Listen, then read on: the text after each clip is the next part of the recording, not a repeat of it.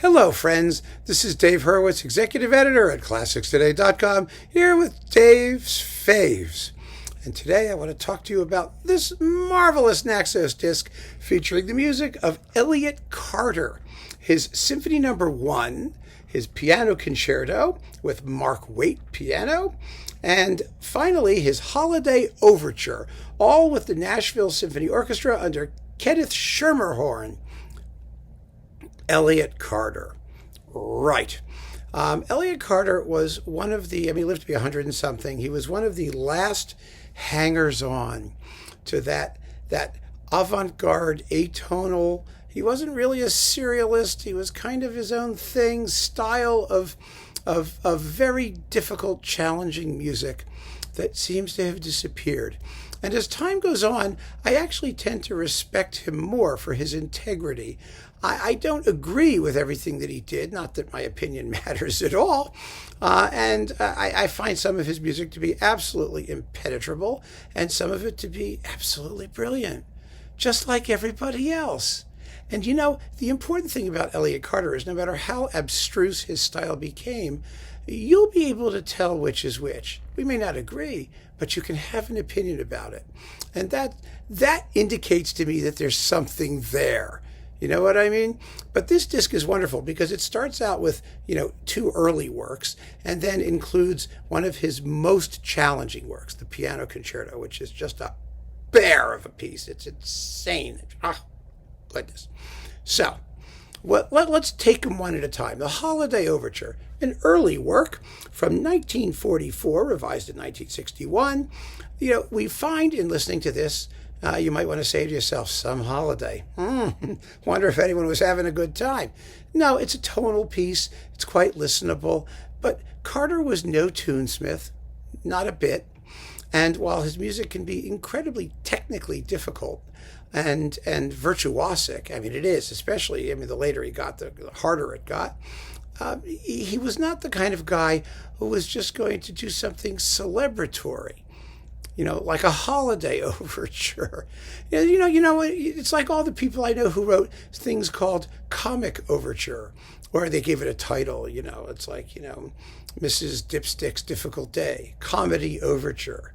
Well, and it's just nothing comedic about it. It's jolly. It's in a major key. It kind of, chuggles along, and, you can smile, and it wouldn't be inappropriate, but it doesn't strike you as particularly humorous.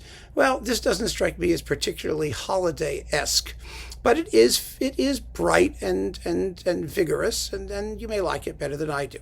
Now, the first symphony, I think, is a major work, a wonderful, wonderful work. It's in 3 movements, marked moderately, wistfully, slowly and gravely, and vivaciously. It was composed in 1942, revised in 1954. Now, the first symphony is beginning to even then, although it's quite tonal and reasonably easy to take. It has tunes, some of them quite good, actually, which was rare for Carter. And he never withdrew it, so he must have found something in it. Even no matter how crazy his later style became, he had a certain affection for this work. So that means it must have represented him fairly at that point in his career, and I think it did. It's syncopated, rhythmically interesting music, and I enjoy it. I enjoy it very, very much. But it's almost like, the painter Mondrian. If you watch his paintings evolve, you can see from doing still lifes or landscapes or portraits, eventually they just dissolve into simple geometric shapes and lines. The actual adornment vanishes, and that's kind of like what happened with Elliott Carter. And in this first symphony, you can hear it happening because it's a very uncomfortable work.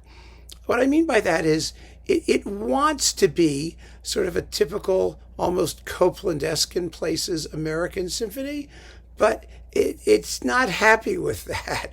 It's trying to find other means of expression.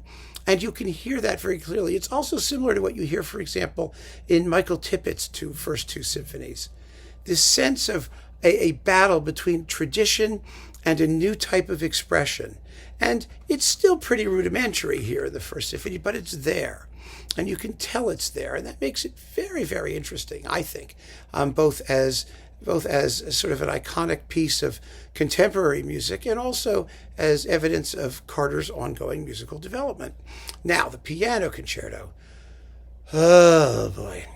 The piano concerto, I don't think it's regarded as one of Carter's more successful pieces.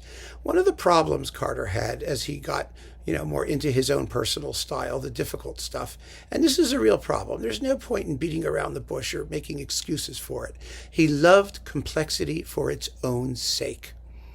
He knew what everything he wrote meant. He could probably hum all of it, but for the rest of us, it just sounds like a jumble. And the piano concerto is one of those pieces because the piano concerto has the piano versus the orchestra versus small ensembles within the orchestra, which are also versus each other, and everything is against everything, and everything is opposed to everything else, and it's all completely atonal and amelodic and contorted rhythmically, and so you can listen to it 100 times without making any sense of it, and I don't feel bad about it. Or you just may like to listen to it and let it just play over you and let all this enormously tangled web of instrumental interactions happen. Because it's not just a piano concerto. That's the point. It's like an everything concerto. And everything is doing everything all the time. And so, I don't enjoy the work at all. I'm interested in hearing it. I have listened to it quite a few times. I have not found it any more appealing on repeated listening, but you may very well be different.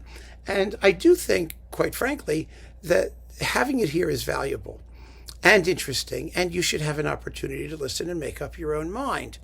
I don't want my judgment to be the last judgment, and of course it won't be. So there you go. Performances are excellent. They really are. The sound is really, really good. Naxos is to be congratulated for devoting the time and attention to some of the most garrulous music ever written, along with some of the most, I think, interesting and entertaining music, too. And Carter gives you both. So keep on listening, friends. Thank you for joining me. Take care.